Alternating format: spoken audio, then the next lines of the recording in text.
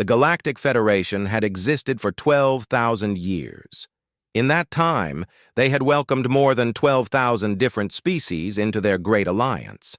They had seen creatures of all shapes and sizes. Some breathed oxygen, others breathed methane.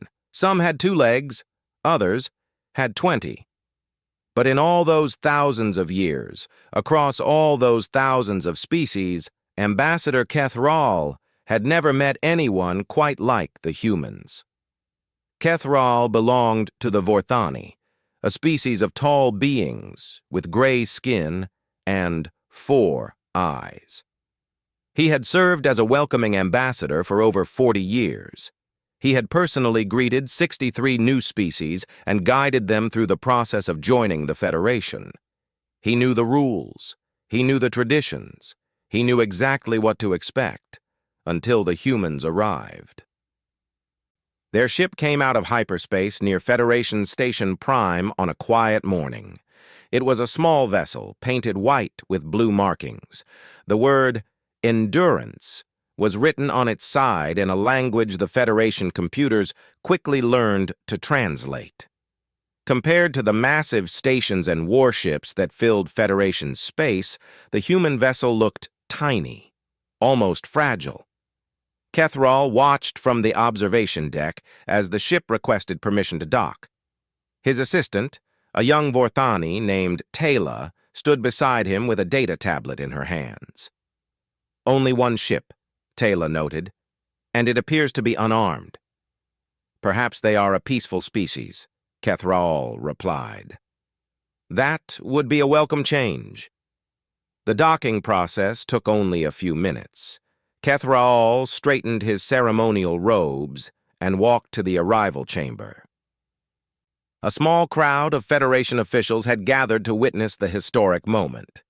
First contact with a new species was always an important event. The airlock opened with a soft hiss.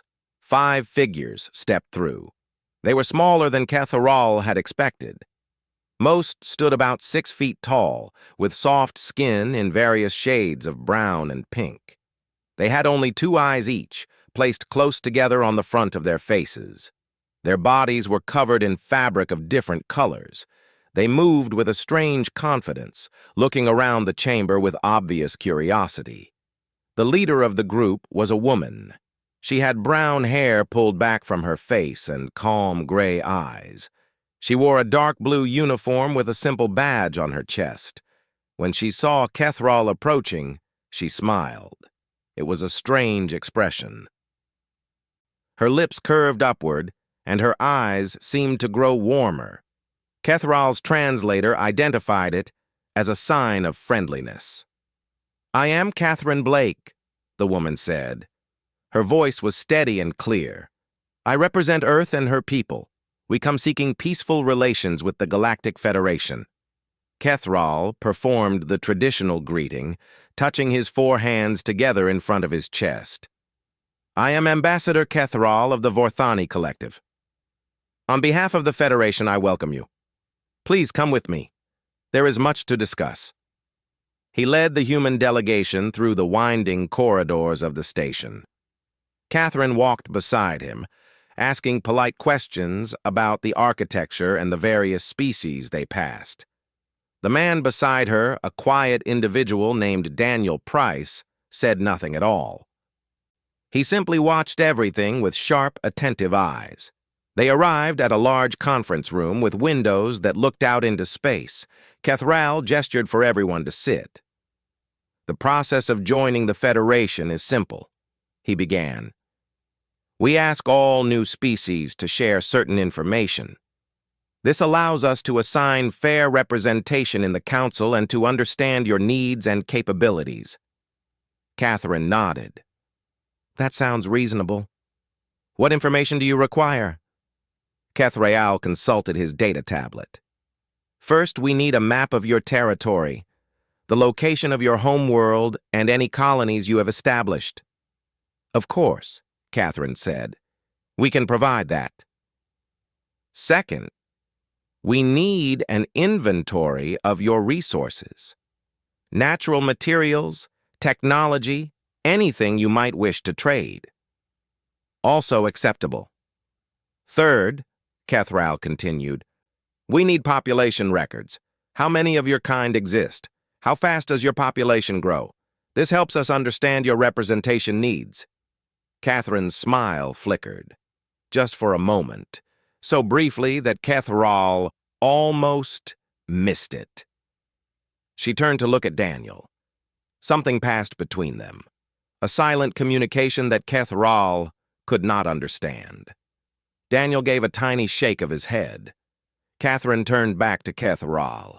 Her smile returned, but something had changed behind her eyes. That information, she said slowly, is not something we are prepared to share at this time. The room fell completely silent. Kethral felt his 4 hearts skip a beat. He had welcomed 63 species into the Federation. Every single one of them had answered this question without hesitation.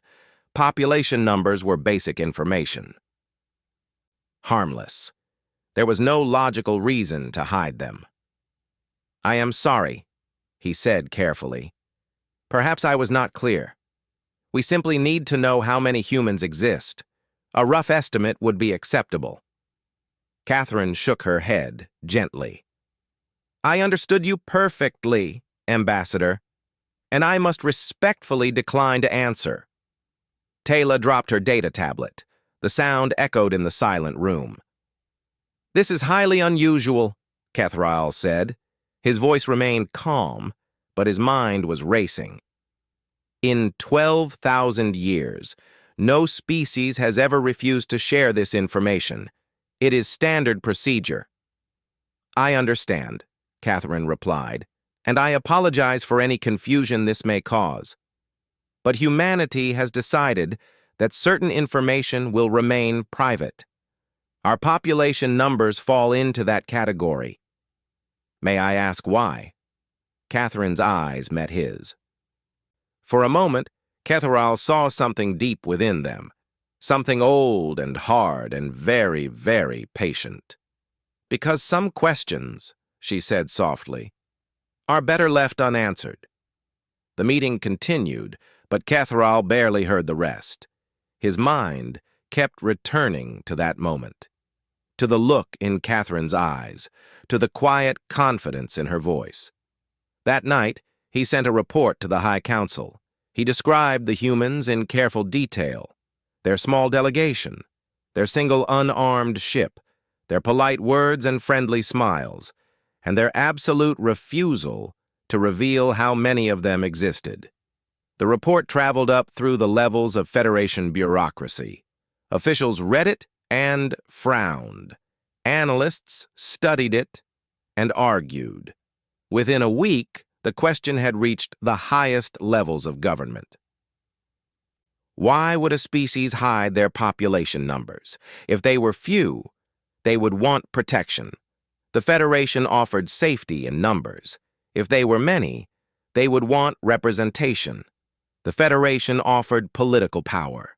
There was no logical reason to keep such information secret, unless the truth was something the humans did not want anyone to know. In her quarters aboard the Endurance, Catherine Blake stood at the window and watched the stars. Daniel approached her from behind. They are confused, he said. They do not understand us. No, Catherine agreed. They do not. And that is exactly how it needs to be. For now. She placed her hand against the cold glass. Somewhere out there, beyond the reach of Federation's sensors, humanity waited in the darkness. Patient, prepared, ready for whatever came next. Let them wonder, Catherine whispered. Let them ask their questions. When the time comes, they will have their answer. 3 months passed since humanity's arrival at Federation Station Prime. In that time, the humans had proven themselves to be excellent neighbors. They traded fairly. They kept their promises. They followed every rule and respected every tradition. The Federation found nothing to complain about. And yet, the mystery remained. High Counselor Miraset sat in her private chambers, reading report after report about the strange new species. Miraset was old, even by the standards of her long-lived people. She had led the Federation for nearly 2 centuries. She had seen empires rise and fall. She had survived 3 major wars and countless smaller conflicts. Very little surprised her anymore. But the humans surprised her. 7 ships, she muttered, setting down her data tablet.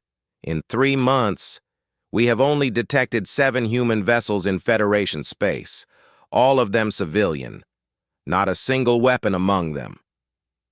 Her chief advisor, a military officer named Admiral Zethka, stood nearby. He was a member of the Crothian species, built like a walking tank with thick armor plating covering his body. It makes no sense, Zethka agreed. Any species with faster-than-light technology should have dozens of ships at minimum. Hundreds, more likely. Where is their fleet? Where is their military? Perhaps they have no military, Miraset suggested. Impossible. No species survives without the means to defend itself. The universe is too dangerous. Miraset nodded slowly. She knew he was right. The galaxy was filled with predators. Species that conquered and destroyed without mercy. A civilization without weapons was a civilization waiting to die. There is another possibility, said a voice from the doorway. They turned to see Ambassador Kethral entering the room. The Vorthani had become somewhat obsessed with the humans. He spent most of his time studying them, trying to understand their behavior. What possibility? Miraset asked.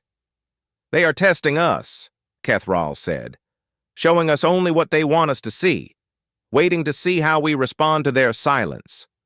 Zethka made a dismissive sound. You give them too much credit. They are a young species, barely out of their own solar system. What could they possibly be hiding? I do not know, Kethral admitted, but I have spent many hours speaking with their diplomats. There is something behind their eyes, something old and patient. They are not as simple as they appear. Before anyone could respond, an alarm began to sound throughout the station. Miraset rushed to her communication console. A map of Federation space appeared on the screen, and her blood ran cold at what she saw. Ships, dozens of them, emerging from hyperspace at the edge of the sector. Not human ships. Krell ships. The Krell were the nightmare of the galaxy. A species of massive reptilian warriors who lived only for conquest. They had destroyed 2 civilizations in the past decade alone. Their warships were the most powerful in known space, and now they were heading straight for Federation Station Prime. How many? Miraset demanded. 17 dreadnoughts, an officer reported. Each one capable of destroying a planet. Miraset closed her eyes. The Federation fleet was spread across thousands of light years. They could not gather enough ships to face 17 Krell dreadnoughts.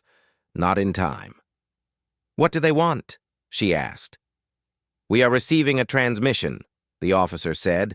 They are demanding to speak with the humans.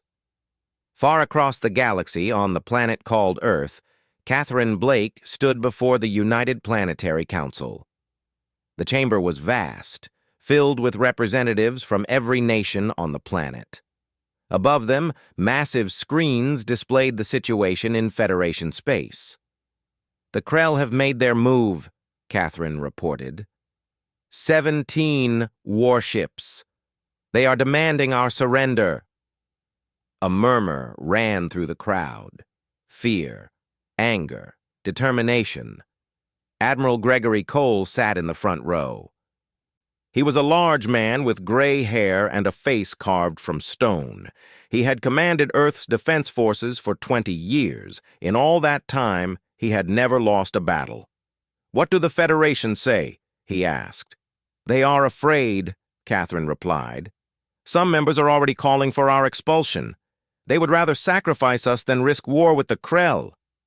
Cowards, someone muttered. No, Catherine said firmly. Survivors. They know what the Krell can do. They have seen entire planets burn. Can you blame them for being afraid? Gregory stood and walked to the front of the chamber. He studied the tactical display for a long moment. The Krell believe we are weak, he said. They have seen only 7 of our ships. Civilian vessels without weapons. They think we are easy prey. Yes, Catherine agreed. That is exactly what they think. And the Federation? What do they believe? Catherine smiled. It was a thin, dangerous smile. They believe we are hiding something. They just do not know what. Gregory nodded. Then perhaps it is time to show them. He turned to face the council. 200 of the most powerful leaders on Earth looked back at him. For 2 centuries, he said, humanity has prepared for this moment. We knew that one day we would face a threat from beyond our world. We built ships, we trained soldiers, we created weapons that no other species has ever imagined. He paused, letting his words sink in. We hid our strength because we wanted peace. We wanted the galaxy to know us as friends, not conquerors. But peace is not weakness. And today, the Krell will learn that lesson. He turned to Catherine. Tell the Federation to hold position. Do not engage the Krell. Do not provoke them. And what do we tell them when they ask why? Gregory smiled. It was not a friendly expression. Tell them help is coming. On Federation Station Prime, Ketherol found Catherine Blake standing alone on the observation deck. Through the windows, they could see the Krell fleet in the distance. 17 mountains of metal and death waiting to destroy everything in their path. Your species will be destroyed, Ketherol said. There was no cruelty in his voice, only sadness. The Krell do not accept surrender. They do not show mercy. When they are finished with you, there will be no humans left in the galaxy. Catherine turned to look at him. There was no fear in her eyes, no panic, only calm certainty. Ambassador, she said softly, do you remember what you asked me 3 months ago? About our population numbers? Ketherol nodded. You wondered why we would hide such simple information. You thought perhaps we were few in number, weak, vulnerable. Yes, Ketherol admitted. Catherine looked back at the Krell fleet. We are not weak, Ambassador. We have never been weak. We simply chose not to show our strength. Why? Because strength frightens people. It makes them defensive, aggressive. We wanted the Federation to know us as we truly are. A people who value peace, who believe in cooperation, who would rather make friends than enemies. She paused. But make no mistake, we can fight. When our homes are threatened, when our families are in danger, humanity does not run. We do not hide. We stand and we fight with everything we have. In the distance, the Krell ships began to move closer. The Krell think they know what humanity is, Catherine said. They are about to discover how wrong they are. The Krell war fleet arrived at Federation Station Prime with the sound of thunder. Their ships were massive, each one larger than a small moon. Black metal hulls covered in weapons and armor, engines that burned like captured stars. They moved through space like predators approaching wounded prey. High Warlord Drax-Ul stood on the bridge of his flagship and smiled. It was not a pleasant expression. His face was covered in thick scales, and his teeth were as long as daggers. His eyes, red and burning, looked out at the space station with hunger. "Open a channel," he commanded. "All frequencies. I want everyone to hear this." His communications officer obeyed. Within seconds, every speaker on Federation Station Prime crackled to life. Every screen displayed the terrible face of the Krell warlord. Citizens of the Federation, Draxel began. His voice was deep and rough like rocks grinding together. I am High Warlord Draxul of the Krell Dominion. I have not come here to negotiate. I have not come here to talk. I have come here to deliver a message. He paused, letting the silence stretch. There's a species among you. Young, weak, foolish. They call themselves humans. They have something we want. Their planet, their resources, their people. In the council chamber, thousands of delegates watched the screen in horror. Many of them had never seen a Krell in person.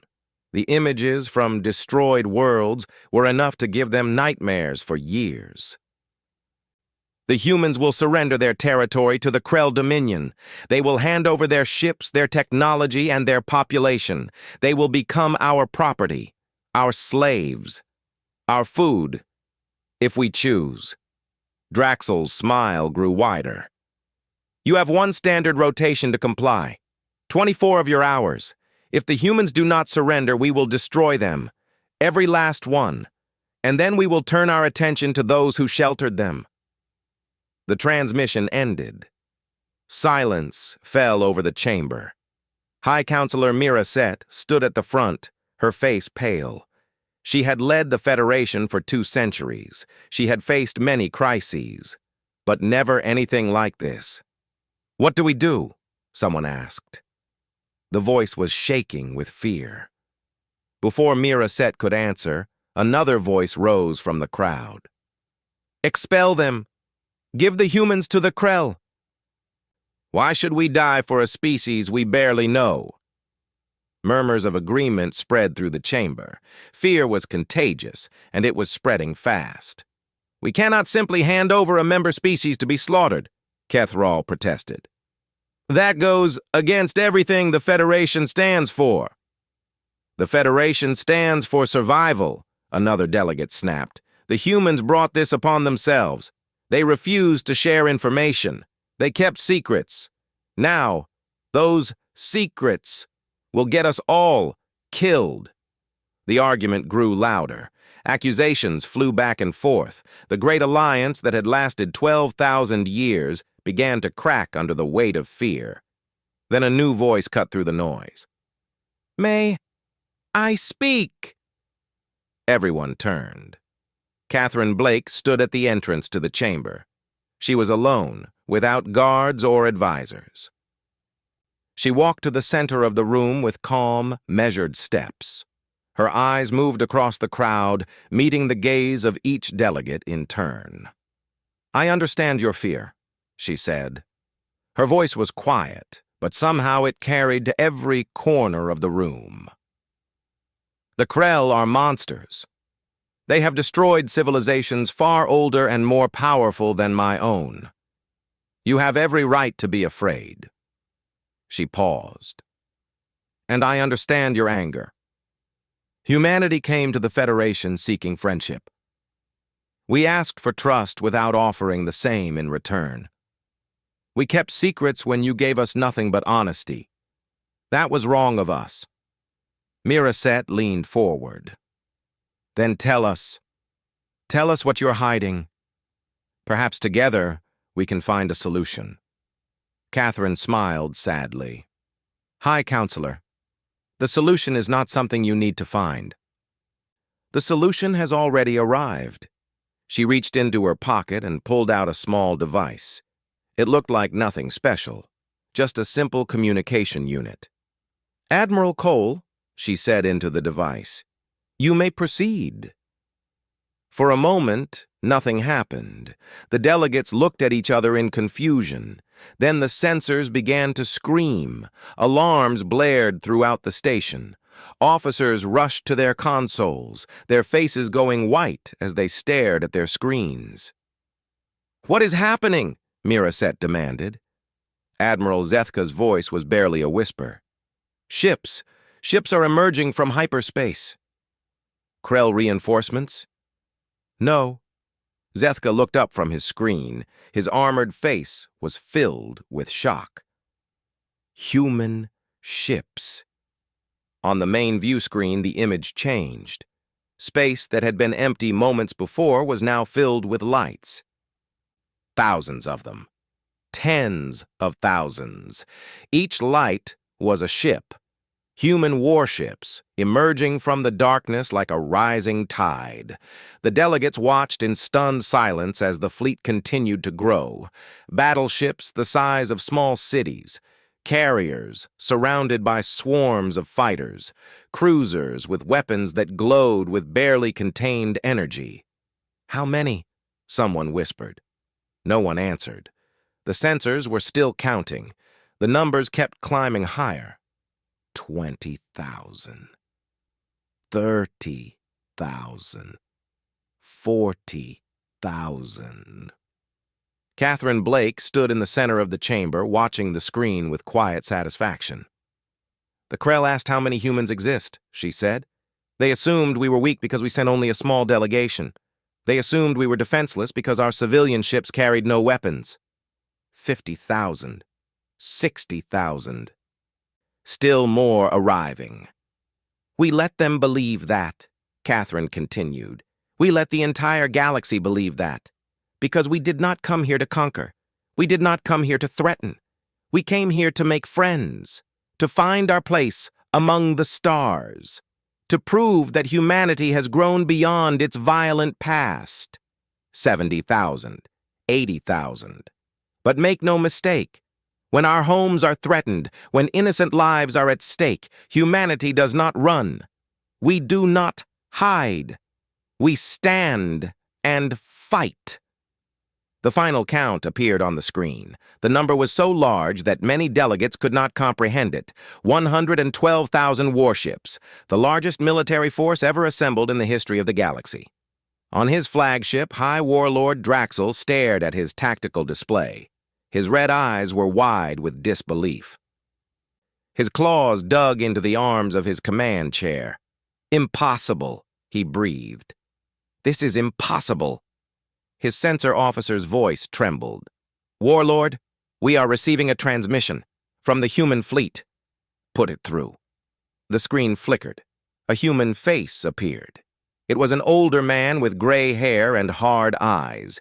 He wore a military uniform covered in medals and insignia.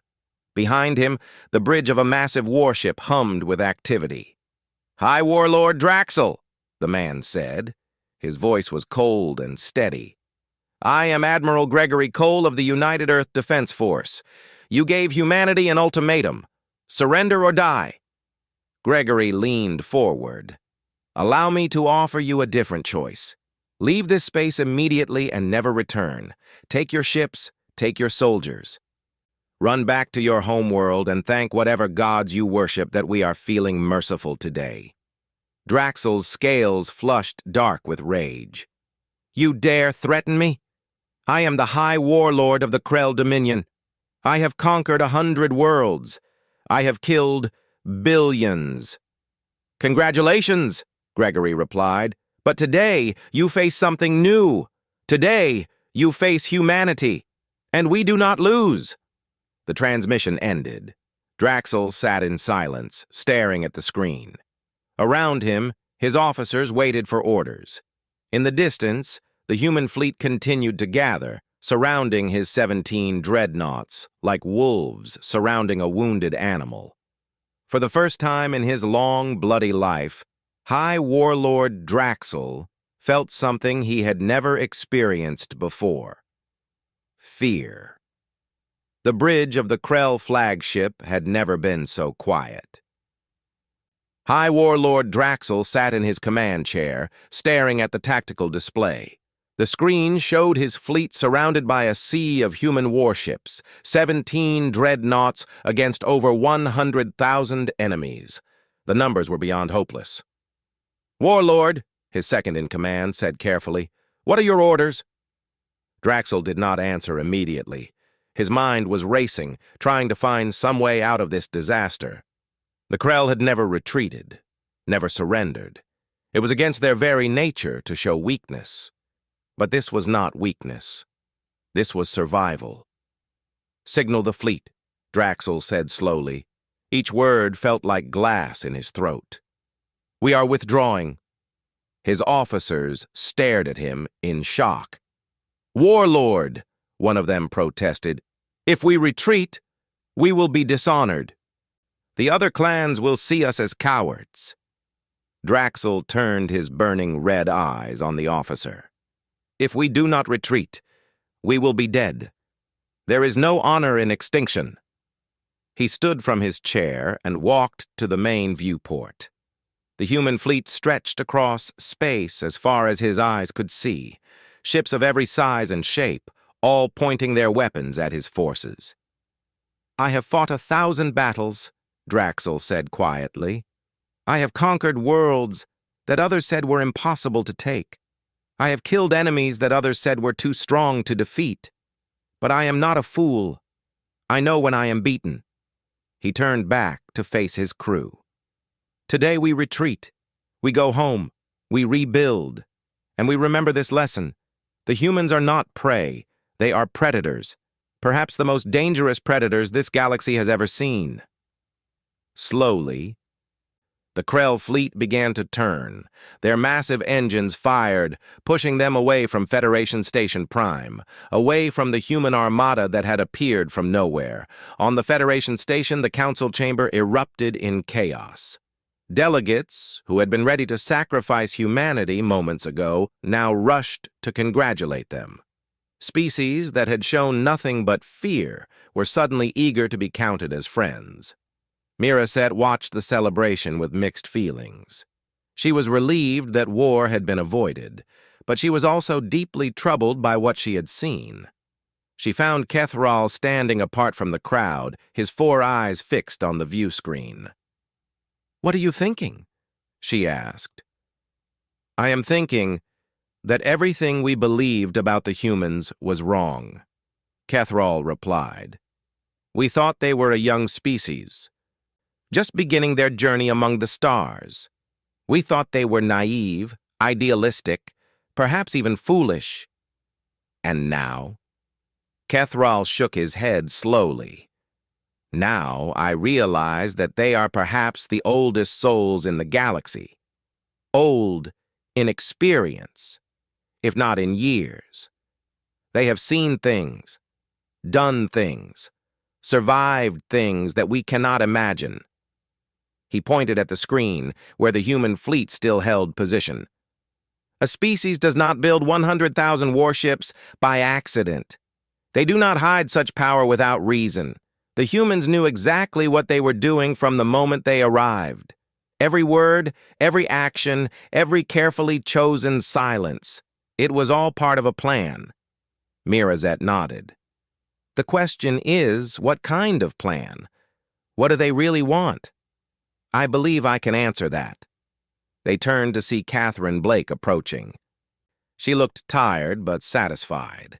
The weight of the past few hours had clearly taken its toll on her. "May I join you?" she asked. Miraset gestured for her to sit. "Please. I think we are owed an explanation." Catherine sank into a chair and let out a long breath. "You are owed many explanations. I only hope I can give you the ones that matter most." She looked out at the stars for a moment before continuing. "Humanity is not a peaceful species by nature. For most of our history, we were at war with each other. Nations against nations. Ideologies against ideologies. We killed millions of our own people in conflicts that, looking back, seem impossibly foolish." Kethral tilted his head. "Yet, you speak of peace. You came to us, seeking friendship." "Because we learned," Catherine said. "Slowly, painfully, over centuries of bloodshed. We learned that violence solves nothing, that hatred only creates more hatred, that the only way forward is to work together despite our differences." She smiled sadly. "About 200 years ago, we finally achieved true peace on Earth. All nations united under a single government. All resources shared equally. All disputes settled through discussion rather than destruction. For the first time in our history, no human was at war with another." "That is admirable," Mirazet said, but it does not explain the fleet. No, Catherine agreed. It does not.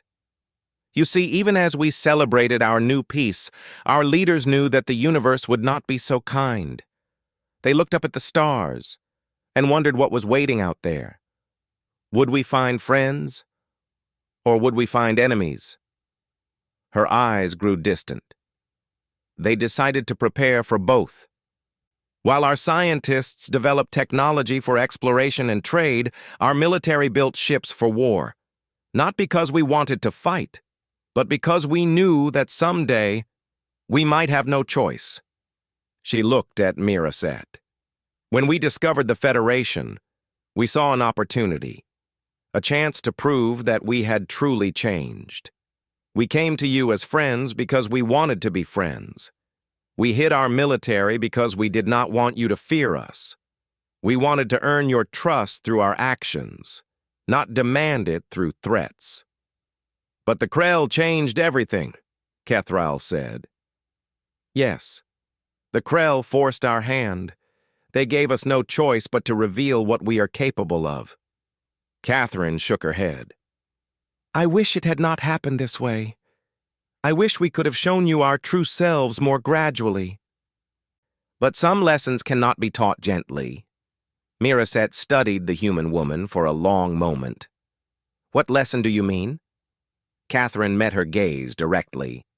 That humanity has the power to destroy the Federation, to conquer every world in the galaxy, to become exactly the kind of monsters that the Krell are. We have the ships. We have the weapons. We have the numbers. There is nothing that could stop us if we chose that path. She paused. But we do not choose that path. We choose peace. We choose friendship. We choose to stand beside you rather than above you. That is the lesson, High Counselor. That is what we wanted the galaxy to understand. Silence fell over the group. In the distance, the human fleet began to move. Ships turned and slipped back into hyperspace, returning to wherever they had come from. Within hours, only a handful remained. The 7 civilian vessels that had been there from the beginning. Mirazet watched them go with new eyes. She had seen the might of humanity. She had witnessed power beyond anything she had imagined. And she had seen that power choose restraint. I believe, she said slowly, that the Federation has much to learn from your species. Catherine smiled. This time it was a genuine smile, filled with hope. And we have much to learn from you, that is the point, is it not? To learn from each other, to grow together, to build something better than any of us could build alone. She stood and offered her hand in the human gesture of friendship. Welcome to the galaxy, High Counselor. I think we are going to do great things together. Mirazet hesitated for only a moment before reaching out and taking the human's hand. In that simple gesture, a new era began. 1 year had passed since the day the Krell retreated from Federation space. 1 year since humanity revealed its true strength to the galaxy. In that time, everything had changed, and nothing had changed at all. Ambassador Kethral walked through the corridors of Federation Station Prime, observing the daily life of the station. Species of all kinds moved past him, engaged in trade and diplomacy and the countless small interactions that held civilization together. It looked exactly as it had before the humans arrived. But it was not the same. Nothing would ever be the same again. He found Catherine Blake in her usual spot on the observation deck. She spent many hours there, watching the stars. Kethral had come to enjoy these conversations. The human woman had become something of a friend to him, though the concept still felt strange. Ambassador, Catherine said, nodding in greeting. You look troubled. I have been thinking, Kethral admitted, about what happened, about what it means for the future. And what conclusions have you reached? Kethral moved to stand beside her, at the window. Outside, a small fleet of human transport ships was docking at the station. Civilian vessels, just as before. No weapons, no threats, just traders and diplomats and curious explorers. "The galaxy has changed," he said. "Before humanity came, the Federation lived in fear of the Krell. We built our policies around avoiding their attention. We sacrificed smaller species to keep them satisfied. We told ourselves it was necessary for survival." He paused. "But it was not survival. It was cowardice. We were so afraid of dying that we forgot how to live." Catherine nodded slowly. "Fear does that to people. It makes them small, makes them forget who they really are." "The Krell have not attacked anyone since their retreat," Kethral continued. "Our intelligence suggests they are rebuilding their forces, preparing for future conflicts. But they will not come here. They will not threaten the Federation again." "No," Catherine agreed. "They will not. Because of you. Because of what you showed them." Kethral turned to look at her. "You could have destroyed them, you know. When your fleet surrounded theirs, you could have wiped them out. Ended the threat forever." "We could have," Catherine said quietly. "Many of my people wanted exactly that. The Krell have caused so much suffering, so much death. Destroying them would have been justice in a way. But you did not." "No, we did not." Catherine's eyes grew distant. "Because we know where that path leads. We walked it ourselves long ago. Every atrocity, every genocide, every war of extinction that humanity has ever committed, we remember. The weight of those memories is heavy, Ambassador. We carry them with us always." She looked at him. "Destroying the Krell would have been easy. Living with what we had done would have been the hard part. We chose not to become the monsters we were fighting against." Kethral was silent for a long moment. "Your restraint amazes me. Power usually corrupts.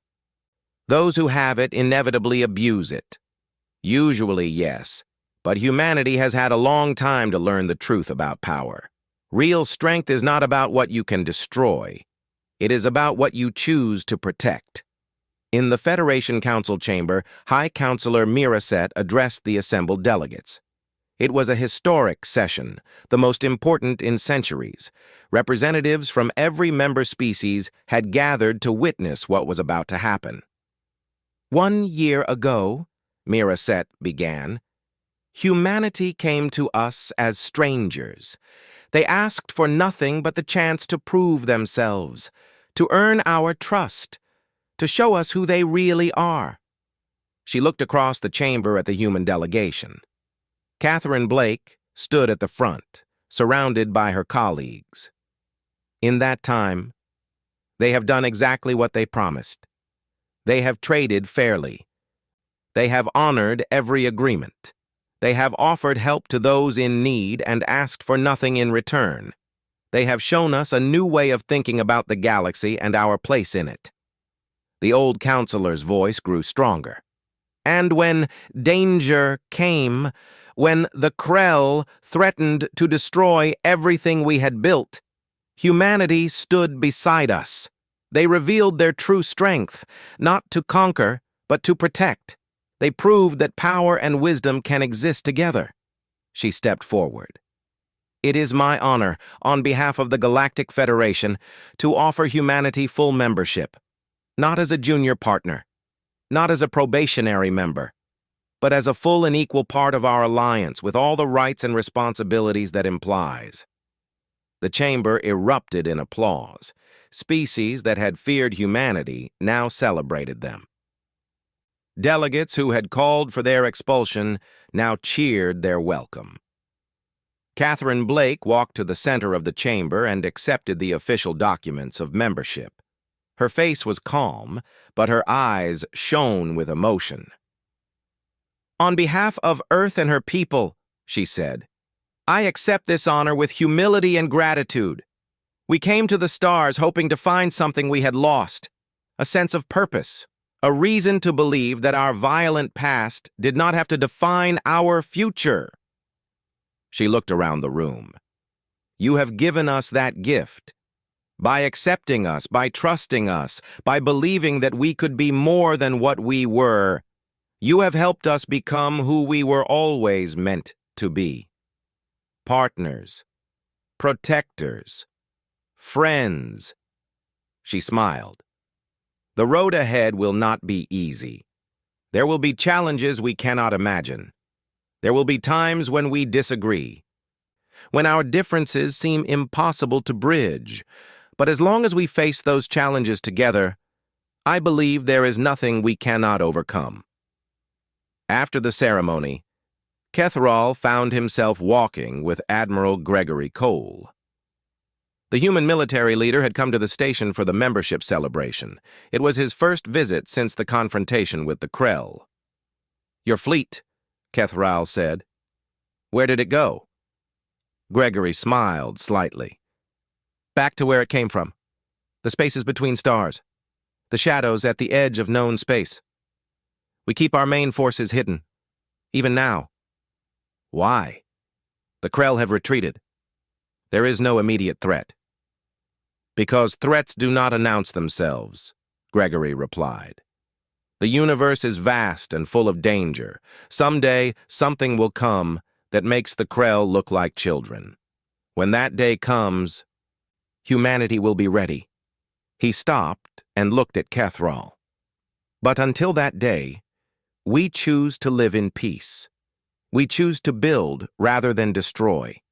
We choose to be neighbors rather than conquerors. That is not weakness, Ambassador. That is the hardest kind of strength there is." As the celebration continued on the station, Catherine Blake slipped away to the observation deck. She needed a moment alone with her thoughts, a moment to process everything that had happened. The stars stretched out before her, infinite and beautiful. Somewhere out there, humanity continued its quiet work, building ships, training soldiers, preparing for the threats that would inevitably come, but also exploring, discovering, learning, growing. Daniel Price appeared beside her as he always did in quiet moments. "We did it," he said. "Full membership. Equal partners. Everything we hoped for." "Yes," Catherine agreed. "We did. Are you happy?" She thought about the question for a long moment. Happy is not the right word. Satisfied, perhaps. Hopeful. We proved something today. Not just to the galaxy, but to ourselves. We proved that we can be more than warriors, more than conquerors, more than the violent species we used to be. She placed her hand against the cold glass of the window. "My grandmother used to tell me stories about the old wars, the destruction, the hatred. She survived things that I cannot imagine, and yet she never lost hope. She always believed that humanity would find its way, would learn to be better." A small tear rolled down her cheek. "I wish she could see us now. I wish she could know that we finally did it. We finally became the people she always believed we could be." Daniel put a hand on her shoulder. "She knows," he said quietly. "Somehow, I think she knows." In the years that followed, humanity became a cornerstone of the Federation. They defended the weak. They negotiated peace between ancient enemies. They explored the far reaches of the galaxy and shared their discoveries freely. And when new species asked about the humans, when they wondered how such a small delegation could have hidden such incredible power, the older races would simply smile. "Do not be fooled by their kindness," they would say. "Do not mistake their gentleness for weakness. The humans choose peace because they understand war better than any of us. They protect the innocent because they remember what it means to suffer. They are the best of us." and we are grateful every single day that they chose to be our friends. In the darkness between stars, the human fleet waited, patient, powerful, ready for whatever the universe might bring. But for now, there was peace, and that was more than enough.